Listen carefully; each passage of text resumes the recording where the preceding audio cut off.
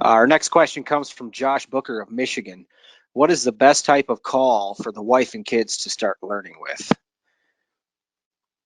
Well, if you're asking my wife, that would be no call. She does not like to hear turkey calls because, as you can imagine, she hears quite a few of them, and she's not a fan. In fact, I have a gobble tube that I leave laying around the house that I'm really am able to piss her off just very quickly with, because a few shakes of that thing, and yeah, she's pretty cranky. So I mean, I think most people, I don't know, maybe I'm wrong. I think most people would probably agree. The push button calls are really simple for kids to use. I taught my son how to turkey call with a box call,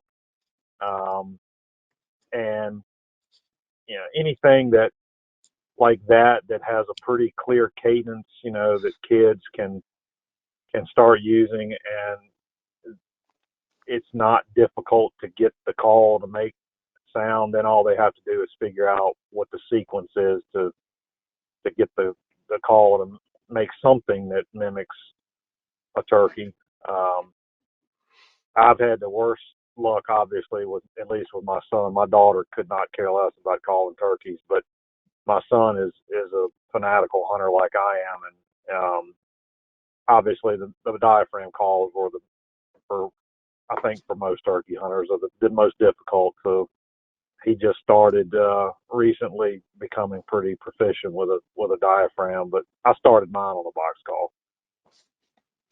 Yeah, I think that makes the most sense. Like looking at my kids and learning how to call, I'm sure they do best with a box call for sure. Well, other than the easy yelper, that push button, like you said. Yeah, that's pretty simple. Yeah. Yeah.